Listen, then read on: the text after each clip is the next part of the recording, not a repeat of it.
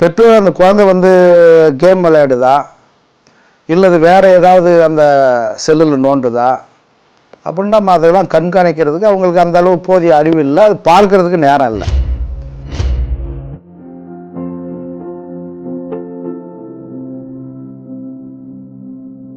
ஒரு 40 பையன் ஒரு கிளாஸுக்கு இருக்கிறான்னா அந்த குழந்தைக்கு 40 எல்லாமே நல்லா படிக்க மாட்டோம். அதாவது ஒரு பையன் தான் ஃபஸ்ட் ரேங்க் வருவான், 2-3 ரேங்க் வருவாங்க. அப்புறம் மீதி ஆவரேஜ் ஸ்டூடெண்ட் ஆவரேஜாக பாஸ் பண்ணுவாங்க. கடைசி நிலையில் இருக்கிற ஒரு சில குழந்தைகள் வந்து அப்படி படிக்கிற குழந்தை இன்ஃபீரியாரிட்டி காம்ப்ளெக்ஸ், தாழ்வு மனப்ப நம்ம போன ஃபெயில் ஆகிடுவோமோ. என்னுடைய வகுப்பிலே 3 குழந்தைகள் வந்து திருமணம். அந்த குழந்தைகள் பார்த்தீங்கன்னா அவங்க பேரண்ட்டே நாங்கள் போய் கேட்குறோம், விழிப்புணர்வு பண்ணி வரல. என்ன காரணம்னா கல்யாணம் பண்ணியாச்சு. ஏப்பா இந்த வயசுல கல்யாணம் பண்ணுறேன்னு கேட்டிங்கன்னா, இல்லை சார் நல்ல இடத்துல மாப்பிள்ளை கிடைக்க மாட்டாங்க. தெரியும், குறுகிய சிந்தனை அவங்களுக்கு இருக்கிறதால பையன் வந்து அந்த கேமில் பப்ஜி கேம் ஏதோ ஒரு ஃபயர் கேம்னு சொல்கிறாங்க, ஏதோ ஒரு கேம் சொல்கிறாங்க, அந்த கேமால் பையன் அடிக்ட் ஆயிடுறான். அதுக்கு மீடியாவும் காரணம், சுற்றுப்புற சூழலும் காரணம். இதனால் சில குழந்தைகள் கல்வி பற்றி உதாசனப்படுத்திக்கிட்டு, அது யாருன்னா பெரும்பாலும் படிக்காத குழந்தைகள், ரெகுலராக பள்ளிக்கு வராத குழந்தைகள் தான் பயத்தின் காரணமாக அவங்க இந்த மாதிரி எம்இசியில் பதிவான போது சீக்கிரம் எடுக்க முடியாத காரணத்தால அந்த குழந்தை எங்க பரீட்சை இருந்தோ அவன் பேரும் வந்துடும். லாங் ஆப்ஷன் இருக்கிற பேரும் அவன் பேர் நாமினல் ரோல்ல வந்து, இப்போ நாமினல் ரோல் வந்த பிறகு அவனை தவிர்க்க முடியாது, அவன் பேர் அங்கே வந்துடுது. அப்போ அவன் எக்ஸாம் எல்லாம் ஆப்ஷன் தான் காமிக்கும், அவன் ஆப்ஷன் தானே. அந்த குழந்தை எல்லாம் கிராமப்புற குழந்தைகள், பெற்றோர்கள் விழிப்பு இல்லாமல் தான் இருப்பாங்க. நம்ம தான் வீட்டை தேடி போய் அந்த பிரைவேட்ல மெட்ரிகுலேஷன்ல கேன்வாஸ் பண்றாங்க இல்லையா, அந்த மாதிரி நாங்களாம் ஒரு திட்டம் வச்சுட்டு இருக்கிறோம் எங்கள் பள்ளிக்கூடத்தில். அப்போ அது மாதிரி வர ஆண்டில் ஒவ்வொரு ஆசிரியரும் பிள்ளைகள், அதாவது குழந்தை மாணவர்களை தேடி ஆசிரியர்கள் கிராமப்புறத்தை நோய் அப்படின்னு ஒரு நல்ல மனதோட கல்வியில் நல்ல நிலையில் உச்ச நிலையில் அடைவதற்கு பின்லாந்து மாதிரி கூட வர்றது.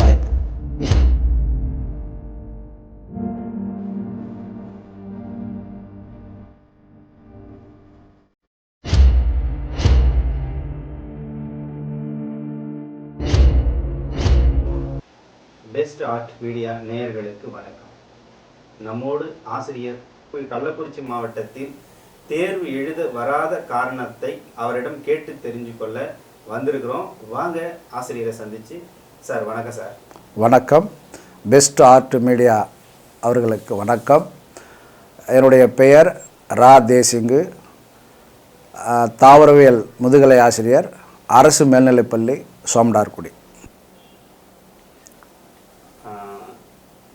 இப்போ 11ஆம் வகுப்பு 12ஆம் வகுப்பு மாணவர்களுக்கு பொது தேர்வு நடைபெற்றது.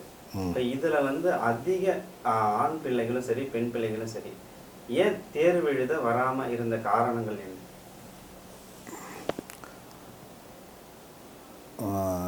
பெரும்பாலும் நம்ம கள்ளக்குறிச்சி மாவட்டம் கிராமப்புற பகுதி நிறைந்த பகுதி.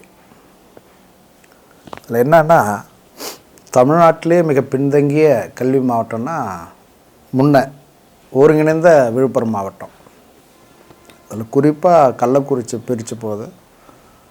கள்ளக்குறிச்சி மாவட்டத்தில் நிறைய கிராமப்புறங்கள் அதிகம், கூலி தொழிலாளர்கள் அதிகம், கல்வியறிவு குறைவாக உள்ளவர்கள் அதிகம். அதனால் அவருடைய குழந்தைகள் படிக்க வைக்க இருக்கிறதுக்கு மிக முக்கிய சிரமமாக எங்களுக்கு ஆசிரியராக எங்களுக்கு இருக்கிறது. என்ன காரணம்னா, குழந்தை தொழிலாளர் தேர்வு, அது இளம் வயதில் திருமணம் நடைபெறுகிறது. அப்பா இருக்கிறாங்க, அம்மா இல்லை, அம்மா இருக்கிறாங்க, அப்பா இல்லை. அந்த குடும்பமே புலம்பெயர்ந்து பிழைப்பு நடத்துவதற்காக வெளியில் பெங்களூரு, மும்பை, ஆந்திரா மற்ற மாநிலங்களுக்கு அவங்களுடைய வாழ்வாதாரத்துக்காக பள்ளி போயிடுறாங்க. படிக்கிற குழந்தைகளை தனியாக விட்டுட்டு போயிடுறாங்க. அவங்கள பராமரிக்கிறதுக்கு ஆள் கிடையாது.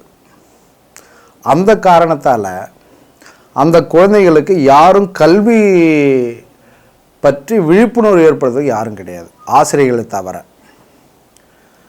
உதாரணத்துக்கு பார்த்திங்கன்னா, கல்வின்னு சொன்னாவே குழந்தைகள் எப்படி போய் சேரும்னா, 3 கால் இருக்கணும். ஒரு முக்காலின்னு சொல்கிறது ஒரு தேருன்னு வச்சுங்க. ஊரில் தேர் இப்போது ஓட்டுறோம் இல்லையா, 4 சக்கரம் இருக்கும். ஒன்று ஆசிரியர், இன்னொரு சக்கரம் வந்து பெற்றோர்கள், இன்னொரு பள்ளி நிர்வாகம் தலைமை ஆசிரியர் பொறுப்பு, இன்னொரு வந்து ஊர் மக்கள். ஊர் மக்கள்னால் அந்த ஊரில் உள்ள எஸ்எம்சி தலைவர்கள், எஸ்எம்சி உறுப்பினர்கள், பள்ளி மேலாண்மை குழுக்கள், இது கவர்மெண்ட்டே இப்போ போட்டிருக்கு. இந்த மாதிரி காரணத்தில் மிக முக்கியமாக வந்து 3 முக்கிய காரணங்கள். அதில் 3 நபர்கள் மிக முக்கியமானவர்கள். 1 பெற்றோர்கள், 2 ஆசிரியர்கள், 3 அந்த குழந்தைகள். இதில் பார்த்தீங்கன்னா பெற்றோரும் ஆசிரியரும் இணைந்தால் தான் அந்த குழந்தைய நல்ல நிலையில் கல்வி கொண்டு வர முடியும். இதில் ஆசிரியர்கள் வந்து நம்ம சரியாக இருக்கிறோம் நடத்துகிற வகையில் ஓரளவுக்கு இன்றைய காலகட்டத்தில் நிறைய கல்வியினுடைய விழிப்புணர்வால் விளம்பரத்தால் ஓரளவுக்கு ஆசிரியர்கள் நல்லபடியாக தமிழகத்தில் உள்ள பள்ளிகளில் இருக்கிற ஆசிரியர்கள், குறிப்பாக செகண்டரி ஹையர் செகண்டரி ஆசிரியர்கள், உயர்நிலைப்பள்ளி மேல்நிலைப்பள்ளி ஆசிரியர்கள் நன்றாகவே நடத்துகிறார்கள். அப்படி இருந்த போதிலுமே அந்த பெற்றோர்கள் கல்வி விழிப்புணர்வு இல்லாத காரணத்தினால், அதே மாதிரி அவங்க வெளியில் புலம்பெயர்ந்து பிழைப்புவாதம் நடத்துவதற்காக போகிற காரணத்தினால் குழந்தைகள் மீது கல்வி பற்றிய ஒரு அக்கறை கிடையாது. அதுவும் ஒரு காரணம். இப்போ இந்த 12ஆம் வகுப்பு பார்த்திங்கன்னா வர 13ஆம் தேதி கிட்டத்தட்ட நம்ம விழுப்புரம் கள்ளக்குறிச்சி மாவட்டத்தில் 2500 குழந்தைகள் ஸ்பெஷலாகவே வரல. நிறைய பள்ளிக்கு அதாவது எக்ஸாமுக்கு வராமல் குழந்தைகள் இருக்கிறது. இதுதான் காரணம். ஒன்று இப்போ இந்த கொரோனா காலகட்டத்தில் தொடர்ந்து மாணவர்கள் வந்து தொடர்ந்து பாஸ் போட்டாங்க. அதன் பிரகாரம் அது வந்து இந்த தேர்வு பயத்தால் சில பேருங்க வராமல் அப்படி இருக்காங்கன்ற மாதிரி சொல்கிறாங்களே, ஒரு பிம்பம் இருக்குது. இதை நீங்கள் ஆசிரியராக இருந்து எப்படி பார்க்குறீங்க? ஆல் பாஸ் போட்டாங்க. ஒருவேளை இப்படியும் ஆல் பாஸ் போடுவாங்கன்ற ஒரு எண்ணம் கூட இருக்கலாம். ஒன்று. 2வது வந்து என்னென்னா, அவங்களுக்கு போதிய விழிப்புணர்வு இல்லை. கொரோனாவுக்கு பிறகு இந்த ஆசிரியர் நாங்கள் மட்டும்தான் ரொம்ப போராடிட்டு இருக்கோமே ஒழிய பெற்றோர்கள் யாரும் குழந்தைகள் மீது அக்கறை எடுத்துறது ரொம்ப குறைவாகத்தான் இருக்கிறது. அவங்களும் சேர்ந்து கண்டிப்பாக உழைத்தார்கள் என்றால் அந்த குழந்தைகளை கண்டிப்பாக நம்ம வந்து கல்வியில் ஓரளவுக்கு முன்னேற ஒரு மாவட்டமாக நம்ம மாவட்டம் உருவாகலாம். அது கொரோனாவும் ஒரு மிக முக்கியமான காரணம். விழிப்புணர்வு இல்லை, கொரோனாவுடைய கொடிய தொற்று, அதனால் பிள்ளைங்களுக்கு ஆன்லைன் கிளாஸ்ன்னு சொல்லிட்டு மீடியாவில் வந்து பார்த்தா அந்த ஃபோனில் வந்து ஆன்லைன் நடத்தும் போதே அந்த குழந்தைகள் வந்து எப்படி பார்த்தோன்னா நம்ம பெற்றோர்கள் வந்து அதை பார்த்துக்கிட்டே இருக்கணும். பெற்றோர் அந்த குழந்தை வந்து கேம் விளையாடுதா இல்லது வேறு ஏதாவது அந்த செல்லில் நோண்டுதா அப்படின்னு நம்ம அதெல்லாம் கண்காணிக்கிறதுக்கு அவங்களுக்கு அந்த அளவு போதிய அறிவு இல்லை, அது பார்க்கறதுக்கு நேரம் இல்லை. அப்போ இளம் வயதில் நம்மமே என்ன பண்ணுவோம், விளையாடும்போது அது படிக்கிற போதே அந்த வயது பருவம் கூட இந்த 9ஆவதுலேருந்து 12ஆவது வரையுமே வயது பருவம் இருக்குது, அடோலசன் பீரியட் இருக்குது. அதில் அப்படி இருக்கும்போது அந்த குழந்தைங்க என்ன தான் நம்ம அறிவுரை சொன்னாலுமே சில குழந்தைகள் எடுத்துக்கும், சில குழந்தைகள் எடுத்துக்காது. அப்படி போகிற குழந்தைகள் தான் அந்த மாதிரி தடைப்பட்டு போகிறது. 2வது வந்து அந்த குழந்தைகள் பெரும்பாலும் வந்து கல்வி அறிவில் நுண்ணறிவு கொஞ்சம் கம்மியாக இருக்கும். ஒரு 40 பையன் ஒரு கிளாஸுக்கு இருக்கிறான்னா அந்த குழந்தைக்கு 40 எல்லாமே நல்லா படிக்க மாட்டான். அதில் ஒரு பையன் தான் ஃபஸ்ட் ரேங்க் வருவான், 2-3 ரேங்க் வருவாங்க. அப்புறம் மீதி ஆவரேஜ் ஸ்டூடெண்ட் ஆவரேஜாக பாஸ் பண்ணுவாங்க. கடைசி நிலையில் இருக்கிற சில குழந்தைகள் வந்து ஒரு 5 குழந்தை கண்டிப்பாக அதுக்கு சில குழந்தைகள் எழுத படிக்க தெரியும், சில குழந்தைகளுக்கு ஸ்லோவாக படிக்க தெரியும். அப்படி படிக்கிற குழந்தைகள் தான் பெரும்பாலும் பள்ளிக்கு வர்றது கிடையாது. அப்படி படிக்கிற குழந்தை தான் இன்ஃபீரியாரிட்டி காம்ப்ளெக்ஸ், தாழ்வுமான, இப்போ நம்ம போனால் ஃபெயில் ஆகிடுவோமோ, வேறு என்ன பண்ணிவிடுவோமோ அப்படின்னு இந்த கொரோனா காலகட்டத்தில் விளையாட்டு பருவத்துலேயும் குழந்தை தொழிலாளர் வேலை வாங்குறதுலேயும், அது மட்டும் இல்லை, இப்போ பெண் குழந்தைகளாக நிறைய பேர் சின்ன வயசில் கல்யாணம் பண்ணிடுறாங்க. உதாரணத்துக்கு பார்த்திங்கன்னா, நான் 12ஆம் வகுப்பு ஆசிரியர், குறிப்பாக பாட்டனி எடுக்கிறேன். என்னுடைய வகுப்பில் 3 குழந்தைகள் வந்து திருமணம் பண்ணிடுச்சு. அந்த குழந்தைகள் பார்த்திங்கன்னா அவங்க பேரண்ட்கிட்டே நாங்கள் போய் கேட்குறோம், விழிப்புணர்வு பண்ணி வரல. என்ன காரணம்னா கல்யாணம் பண்ணியாச்சு. ஏப்பா இந்த வயசில் கல்யாணம் பண்ணுறேன்னு கேட்டிங்கன்னா, இல்லை சார் நல்ல இடத்துல மாப்பிள்ளை கிடைக்க மாட்டான் திரும்பி. அப்படி ஒரு அந்த ஒரு குறுகிய சிந்தனை அவங்களுக்கு இருக்கிறதால அது என்ன ஆகிடுதுன்னா இது மாதிரி நிறைய சைல்டு மேரேஜ் நடக்குது. இதனால அவங்க ஆப்சண்ட் ஆகிடுறாங்க. ஒன்று அவன் வீட்டுக்காரன் விடுறது கிடையாது. இது மாதிரி நிறைய பெண்ணடிமையும் ஒரு மிக முக்கியமான காரணம். பெண்களுக்கு கல்வி கொடுக்குறதே மிக முக்கியமான தடையாக இருக்கிறது. இப்போ அதுவும் ஒரு காரணம். நிறைய பெண் பிள்ளைகள் வரல. பையன் வந்து அந்த கேமில் பப்ஜி கேம் ஏதோ ஒரு ஃபயர் கேம்னு சொல்கிறானோ ஏதோ ஒரு கேம்னு சொல்கிறாங்க. அந்த கேமால் பையன் அடிக்ட் ஆகிடுறான். அதுக்கு ஒன்று மீடியாவும் காரணம், சுற்றுப்புற சூழலும் காரணம். இதனால் சில குழந்தைகள் கல்வி பற்றி ஊதாசனப்படுத்திக்கிட்டு, அது யாருன்னா பெரும்பாலும் படிக்காத குழந்தைகள், ரெகுலராக பள்ளிக்கு வராத குழந்தைகள் தான் பயத்தின் காரணமாக அவங்க குரலாக பள்ளிக்கு ஏதோ பரீட்சைக்கும் வர்றதில்ல, பள்ளிக்கும் வர்றதில்ல. இதுதான் காரணம். சில ஆசிரியர்கள்ட்ட கேட்கும்போது சில 1-2 மாறுதலான ஒரு கொஸ்டின் சொன்னாங்க. எப்படின்னா அந்த 10ஆம் வகுப்பில் டைரக்ட் பாஸ் போட்டு 11ஆவதுல பாஸ் போட்டவங்க எல்லாம் அட்டண்டன்ஸ் பிரகாரம் நோட் பண்ணி எடுக்கக்கூடாதுன்னு அரசு உத்தரவு இருக்கிறதால, அதனால அந்த அட்டண்டன்ஸ் பிரகாரம் சில 1-2 பேருங்க அது வந்து அப்படியே கண்டினியூ விட்டா வர்றது, அப்படி ஏதோ ஒன்று இடத்துல இருக்கும் அப்படின்ற மாதிரிலாம் குறிப்பிட்டாங்க. அதெல்லாம் டிசி வாங்காமல் இருப்பாங்க. அது எம்இஸில் வந்து பதிவு பண்ணுறாங்க. எம்இஸில் பதிவு பண்ணால் முன்ன மாதிரி டிசி சீக்கிரம் கொடுக்க முடியாது. இப்போ நம்மகிட்ட படிக்கிற குழந்தைங்கள ஒரு 5 பையன் வந்து வரல, 5 பொம்பளை பிள்ளையும் அது உள்ள பையனும் பொண்ணும் சேர்ந்து ஒரு 5 பையன் ரெகுலராக ஆப்சண்ட்டு. நாங்கள் போயிட்டு அந்த பையன்லாம் கொஞ்சம் அவனுக்கு கல்வி பற்றி சொல்லி, அவங்க அப்பா அம்மா ஃபோன் பண்ணி, அவங்க அப்பா அம்மா மராட்டியத்தில் ஒருத்தவங்க இருக்கிறாங்க, கேரளாவில் ஒருத்தவங்க இருக்கிறாங்க, அப்புறம் ஒரு வெளியில் இருக்கிறாங்க. இங்கே கரும்பு வெட்டெல்லாம் போயிடுறாங்க. கரும்பு வெட்ட நெல் அறுக்கல இப்போ ஆந்திராவில் கூப்பிட்டு போகிறாங்க. இந்த மாதிரி அந்த சூழல் அந்த பள்ளிக்கூடத்தில் பகுதியில் இருக்கிற அந்த கிராமப்புறத்தில். ஆக அவங்க எம்இஸில் ஏறிடுது அவங்க பேர். எம்இஸில் ஏறின பிறகு பார்த்திங்கன்னா சீக்கிரம் எம்இஸிலேருந்து அந்த பையனை எடுக்க முடியாது. அப்போ டிசி கொடுக்கணுன்னா அவனுக்கு என்ன காரணம், ஏன் வரல டிசி கொடுக்கும்போது நம்ம வந்து அது எம்இஸிலேருந்து சீக்கிரம் எடுக்க முடியாது. இந்த மாதிரி எம்இஸில் பதிவான சீக்கிரம் எடுக்க முடியாத காரணத்தால் அந்த குழந்தைங்க எங்கள் பரீட்சை எழுதும்போது அவன் பேரும் வந்துடும். லாங் ஆப்ஷன் இருக்கிற பேரும் அவன் பேர் நாமினல் ரோலில் வந்துடும். இப்போ நாமினல் ரோல் வந்த பிறகு அவனை தவிர்க்க முடியாது, அவன் பேர் அங்கே வந்துடுது. அப்போ அவன் எக்ஸாம் காலெலாம் ஆப்ஷன் தான் காமிக்கும். இப்போ ஆப்ஷன் காமிக்கும்போது என்ன பண்ணுவேன், அவன் ஆப்ஷன் தானே.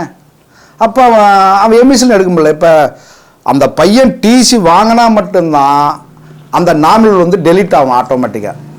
டிசி வாங்கலாம் அவன் கம்பல்சரி பேர் வரும், வந்தே ஆகும். அப்புறம் இருக்கிறது அப்புறம் ஆப்ஷன் தானே காமிக்க முடியும். கண்டிப்பாக இது வருங்காலத்தில் இது மாதிரி நடக்க வாய்ப்பு இருக்கா, இல்லை இதை சரி பண்ணி குறையிறதுக்கு வாய்ப்பு இருக்கு. அதுக்கு மிக முக்கியமாக வந்து ஆசிரியர்கள் உள்ளபடியே உழைக்கிறாங்க. அவங்க அப்பா அம்மா எல்லாமே அந்த பையனுக்கு ஆசிரியர் மட்டும் இல்லை, நான் என்னை பொறுத்தவரைக்கும் பர்டிகுலராக சொன்னோம்னா அந்த குழந்தையெல்லாம் கிராமப்புற குழந்தைகள், பெற்றோர்கள் விழிப்பு இல்லாமல் தான் இருப்பாங்க. நம்ம தான் வீட்டை தேடி போய் அந்த ப்ரைவேட்டில் மெட்ரிகுலேஷனில் கேன்வாஸ் பண்ணுறாங்க இல்லையா, அந்த மாதிரி நாங்களாம் ஒரு திட்டம் வச்சிட்ருக்குறோம் எங்கள் பள்ளிக்கூடத்தில். அப்போ அது மாதிரி வர ஆண்டில் ஒவ்வொரு ஆசிரியரும் பிள்ளைகளை, அதாவது குழந்தை மாணவர்களை தேடி ஆசிரியர்கள் கிராமப்புறத்தை நோக்கி அப்படின்னு ஒரு நல்ல மனதோட எல்கேஜிலிருந்து +2 வர செஞ்சோம்னா இந்த மாதிரி சில இடர்பாடுகள் குறைபாடுகள்லாம் குறைந்து கல்வியில் நல்ல நிலையில் தமிழகம் மட்டும் இல்லை உச்ச நிலையில் அடைகிறதுக்கு பின்லாண்டு மாதிரி கூட வர்றதுக்கு வாய்ப்பு இருக்குது.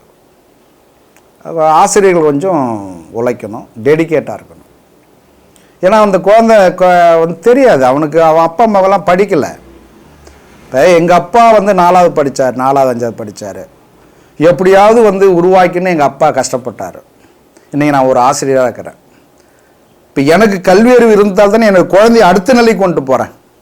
அந்த மாதிரி அந்த பேரண்ட்டுக்கு ஓரளவுக்கு அறிவு இருக்கணும், ஓரளவுக்கு அந்த கல்வி விழிப்புணர்வு இருக்கணும். அதை அப்பப்போ பெற்றோர் ஆசிரியர் கூட்டத்தில் பெற்றோர்களை அழைத்து வந்து அந்தந்த பள்ளியில் பெற்றோர்களுக்கு மிக முக்கியமாக விழிப்புணர்வு ஏற்படுத்தணும். கல்வியை பற்றி மிக முக்கியமான விழிப்புணர்வு ஏற்படுத்தினா விளிம்பு நிலையில் இருக்கிற மாணவ குழந்தைகளோட கண்டிப்பாக கல்வி முழுமையாக முழு நிலையில் போடுவதற்கு, எல்லா குழந்தைகளும் கல்வி போய் சேருவதற்கு வாய்ப்பு இருக்கிறது. இது வந்து அரசு பள்ளியில் மட்டும்தான் இது மாதிரி நீடிக்குதா, இல்லை தனியார் பள்ளிகளும் இந்த மாதிரி நீடிக்குதானே? மாணவ வருகை பதிவேடு இல்லாத மாணவர்கள் வந்து அரசு பள்ளி மட்டும்தான் அது அதிகமா பாதிப்பு இருக்கா இல்ல தனியார் பள்ளியும் அது இருக்கா? தனியார் பள்ளியும் 1-2 இருக்கும். ஆனால் பெரும்பாலும் வந்து அரசு பள்ளியில் தான் இந்த மாதிரி குறைபாடுகளாக இருக்கிறது. தனியார் பள்ளியில் வந்து அவங்க படிக்கிற குழந்தை தான் எடுக்கிறாங்க. அதே மாதிரி கொஞ்சம் அது மாதிரி இருக்கிற குழந்தைங்களை வந்து ஆட்டோமேட்டிக்காக அவங்க வந்து செலக்ட் பண்ணிக்கிறாங்க. மேக்ஸிமம் இருக்காது, பெரும்பாலும் வந்து இப்போ தனியார் பள்ளியில் இருக்காது. 1-2 அங்கங்கே இருக்குமே ஒழிய அதிகமாக இருக்காது. ஆனால் பெரும்பாலும் அரசு பள்ளிகளில் தான் அதிகமாக குழந்தைகள் இந்த மாதிரி குறைபாடுகள் இருக்கும். அதில் டிஸ்லெக்ஸியா ஸ்டூடெண்ட்லாம் இருக்கிறான். டிஸ்லெக்ஸியானா கற்றல் குறைபாடு உள்ள ஸ்டூடெண்ட்டு. அந்த ஸ்டூடெண்ட்லாம் பார்த்திங்கன்னா அவனுக்கு எழுத படிக்க வராது. அவனையும் நாங்கள் வந்து சேர்த்து அவனுக்கும் சில புத்திமதிலாம் சொல்லி அறிவுரை சொல்லி டெய்லி வர்றதுக்கு அவனுக்கும் ஸ்கிரைப்லாம் போட்டு எக்ஸாம் நடத்துகிறோம். அந்த மாதிரி குழந்தைங்களும் சில சூழ்நிலையில் வர முடியாத இருக்கிறான். மிக முக்கியமாக காரணம் கல்வி விழிப்புணர்வு ஆசிரியர்கள் பண்ணணும். ஆசிரியர்கள் அந்த ஸ்டெப்பு எடுக்காத வர அந்த கடைநிலை குழந்தைகள் கடைநிலையாகவே இருக்கும். ஆசிரியர் தான் உள்ளபடி அவனுக்கு அப்பாவா அம்மாவா ஆசிரியரா அன்போடு நடத்தி பாசத்தோடு நடத்தி அவனுக்கு சில அவங்க அப்பா அம்மா கூப்பிட்டு விழிப்புணர்வு ஏற்படுத்தி அவங்களுக்கு சில பணிகளை கொடுத்து காலையில் எழுப்பி விடணும், குழந்தைய பார்க்கணும், வாரத்துக்கு ஒரு தடவை வந்து ஆசிரியர் பார்க்கணும், இரவு 10 மணி வரையும் படிக்க வைக்கணும், என்ன படித்தாங்கன்னு கேட்கணும். இப்போ பார்த்திங்கன்னா தனியார் பள்ளியில் அப்பப்போ பெற்றோர் ஆசிரியர் கூட்டம் போட்டு அந்த ப்ராக்ரஸ் ரிப்போர்ட் கொடுப்பாங்க, ரேங்க் கார்டு கொடுப்பாங்க. அதில் குழந்தைகள் மார்க் விழிப்புணர்வாக பேரண்ட் பார்ப்பாங்க உன்னிப்பாக. ஏன்னா அவங்க எல்லாம் முழுமையாக கல்வியறிவு பெற்றவங்களாக இருப்பாங்க அவங்க பெற்றோர்கள். நாங்கள் பேரண்ட் மீட்டிங் போட்டாலுமே 90% வர மாட்டேங்கிறாங்க. அப்புறம் அந்த குழந்தைகள் நம்ம எப்படி அதனால் இல்லம் தேடி நம்ம வந்து விழிப்புணர்வு செய்யணும் கல்வியை. அப்படி இருந்தால் மட்டும்தான் கற்றல் பின்னடைவு ஏற்படாது. ஆமாம், வருங்காலில். காரணம் இப்போ எல்லாம் மீடியா வந்துடுச்சு. முன்னெல்லாம் இந்த ரேஷியோ இதுக்கு முன்னாடி இருந்தது. ஆப்சன்டிஸ் ஆகுவான், நிறைய ஆப்சன்டிஸ் இருக்கும். இந்த ஆப்சன்டிஸ் உலகத்துக்கு தெரியல. இப்போ எல்லாம் தமிழ்நாட்டிலே செகண்ட் பிளேஸ். 2500 மாணவர்கள் வந்து பரீட்சைக்கு வரலை. 13ஆம் தேதி நடந்த +2 பரீட்சைக்கு தமிழ் பரீட்சைக்கு வரலை. உடனே எங்களுடைய மாவட்ட அதிகாரி, முதன்மை கல்வி அதிகாரி வீடு தேடி போய் 3 நாள் வந்தாலுமே அவன் 3 நாள் வந்தாலுமே போய் கூப்பிட்டு வந்து தேர்வு எழுத வைங்க அப்படின்னு எங்கள் அதிகாரி எங்களுக்கு உத்தரவிட்டுருக்குறாங்க. அது நல்லதும் கூட. ஏன்னா அவனுக்கு கல்வினே தெரியாது. வந்து எழுதிட்டுமே, ஒரு அட்டை வாங்கட்டுமே. நம்ம என்ன அவனுக்கு ஒன்றும் தப்பு செய்யலைல்ல. போய் நம்ம கொஞ்சம் ரிஸ்க் எடுத்து போயிட்டு அந்த பையனை கூப்பிட்டு வந்து அவனுக்கு கொஞ்சம் சொல்லி கொடுத்தோம்னா அது ஒரு அட்டை +2 என்ற ஒரு அட்டை வாங்குறான், 10th ஒரு அட்டை வாங்கினா ஏதோ ஒரு டிரைவர் லைசன்ஸோ கண்டக்டர் லைசன்ஸோ அல்லது ஒரு ஸ்வீப்பர் போஸ்ட்டோ ஓஏ போஸ்ட்டோ அதுக்கு எலிஜிபிள் ஆகிறான்ல. என் குழந்தை என்கிட்ட படுத்துவேன். அவன் பார்த்திங்கன்னா ரொம்ப படிக்க மாட்டான். இப்போ இருக்கிறான் நிறைய குழந்தைகள். அவன் தான் எனக்கு இந்த எவன் படிக்காமல் இருக்கிறானோ, ஓரளவு ஸ்லோவாக இருக்கிறானோ, அவன் தான் எனக்கு பெஸ்ட்டு ஃப்ரெண்டு. என்ன காரணம்னு கேட்டிங்கன்னா, அவனை நான் எப்படியாவது வேலை வாங்கி ஓரளவுக்கு பள்ளிக்கூடத்துக்கு வர வச்சுருவான். அவன்கிட்ட அன்பாக இருக்கணும். எந்த குழந்தை படிக்காத குழந்தை நமக்கு தெரியுதோ, ஓரளவுக்கு சுமாராக படிக்கிற குழந்தை தெரிஞ்சதோ, அவனை கேஸ் ஸ்டடி பண்ணணும். அவனோட குடும்பத்தை ஆய்வு பண்ணணும், அவங்க குடும்ப சூழ்நிலையை ஆய்வு பண்ணணும். அப்படி குடும்ப சூழ்நிலை, அவங்க அப்பா அம்மா வேலை, அவங்க அப்பா அம்மாவுடைய சுற்றுப்புற சூழல் எல்லாம் நம்ம தெரிஞ்சுக்கிட்டால் தான் அந்த குழந்தைக்கு கொஞ்சம் கரிசனம் காட்டணும், அன்பு செலுத்தணும். நீங்கள் அன்பு செலுத்திட்டீங்கன்னு வச்சுங்க, அந்த குழந்தை படிக்கிற குழந்தைய விட அவன் தான் ஃபஸ்ட்டு ஸ்கூலுக்கு வருவான். அது ஆசிரியருடைய தலைமையான பணி. அதுக்கு அந்த பெற்றோர்களும் நமக்கு வந்து ஒத்துழைப்பு கொடுக்கணும். நாம் ரொம்ப வாலண்டரியாக போகிறோம், பேரண்ட் வீட்டில் இருக்க மாட்டேங்கிறாங்க. அந்த மாதிரி சூழ்நிலை கிராமப்புறத்தில் இன்னமும் இருக்குது. அது விளிம்பு நிலை மக்கள்லாம் நிறையா இருக்கிறது. கல்வியறிவு குறைவான கிராமப்புறத்தில் இருக்கிற போதிய கல்வியறிவு இல்லாத சூழலில் அந்த விளிம்பு நிலை மக்கள் தான் அதிகமாக இருக்கிறாங்க. இதுதான் காரணம். இல்லை சார், நீங்கள் போயிட்டு மாணவர்களை வீடு தேடி பார்த்துருக்கீங்கல்ல, அதில் வராத மாணவர்களை பார்க்கும்போது அவங்களுடைய மனநிலை எப்படி சார் இருக்கு? மனநிலை வரல அப்படின்ற ஒரு பயம் இருக்குங்களா? இல்லை இல்லை இல்லை இல்லை அந்த மாதிரி குழந்தைய நீங்கள் வந்து அவனை கூர்ந்து ஆய்ந்து பண்ணிங்கன்னா கேஸ் ஸ்டடி பண்ணிங்கன்னா அவன் படிக்கலைன்ற ஒரு இன்ஃபீரியாரிட்டி காம்ப்ளெக்ஸ், தாழ்வு மனப்பான்மை. அந்த தாழ்வு மனப்பான்மை மூலமாக பயம் அவனுக்கு இருக்கிறது. அந்த பயத்தான் காரணம் தான் நம்ம போனால் நம்ம ஃபெயில் ஆகிடுவோம் அப்படின்ட்டு அவன் வர்றது கிடையாது. இதுதான் ரீசன். வேற ஒன்றும் படிக்கிற பையன் எல்லாம் வந்துடுவான் தானே. ஒரு குழந்தை நல்லா படிக்கிறானா வந்துடுவான் தானே. இதுதான் உண்மை, இதுதான் உண்மை. அவன் படிக்கலை, அவனுக்கு அவ்வளோதான். இப்போ ரேஷியோ உளவியல் பிரகாரம் பார்த்தீங்கன்னா 0 to 10 வந்து மாரன்ஸ்னு சொல்லுவாங்க, மாரன்ஸ் அப்படின்னு சொல்லுவாங்க, முட்டாள்கள்னு உளவியல் சொல்லுது, நான் சொல்லலை. அப்புறம் 20லேருந்து அப் டு 120 வர ஆவரேஜ் ஸ்டூடெண்ட் சொல்கிறாங்க. அவங்களுக்கு நுண்ணறிவு கொஞ்சம் ஆவரேஜாக இருக்கும். 120லேருந்து 140 மேதைகள்னு சொல்லுவாங்க. இந்த மாதிரி நம்ம உளவியல் ரீதியாக அந்த குழந்தைய கேஸ் ஸ்டடி பண்ணணும். ஆசிரியருக்கு முதல் கடமை அது.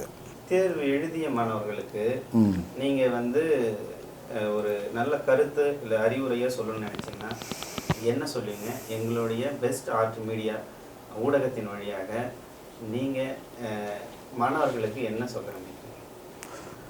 அப்படியே +2 நிறுத்திடாமல் 12ஆம் வகுப்பாக நிறுத்திடாமல் நிறைய கோர்ஸ் இருக்குது. சர்டிஃபிகேட் கோர்ஸ் நிறையா இருக்குது. IT, diploma, polytechnic, arts group, BA, BSc, arts and science group, அப்புறம் நிறைய சர்டிஃபிகேட் மெடிக்கல் கோர்ஸில் நிறைய சர்டிஃபிகேட் கோர்ஸ் இருக்குது. இந்த மாதிரி படிப்பெல்லாம் எடுத்து குடும்ப சூழ்நிலை நினச்சா அவங்க கம்பல்சரி வந்து ட்ராப் அவுட் ஆகாமல் இடையே +2 முடிச்சு நிற்காமல் ஏதாவது ஒரு உயர்கல்வி படிப்பை அவங்க சேரணும். பட்டய படிப்போ அல்லது பட்டப்படிப்போ அல்லது ப்ரொஃபஷனல் கோர்ஸோ தொழில் ரீதியாகவோ சேர்ந்தால் நல்லது. அவர்களுக்கு நான் வாழ்த்து சொல்ல விரும்புகிறேன்.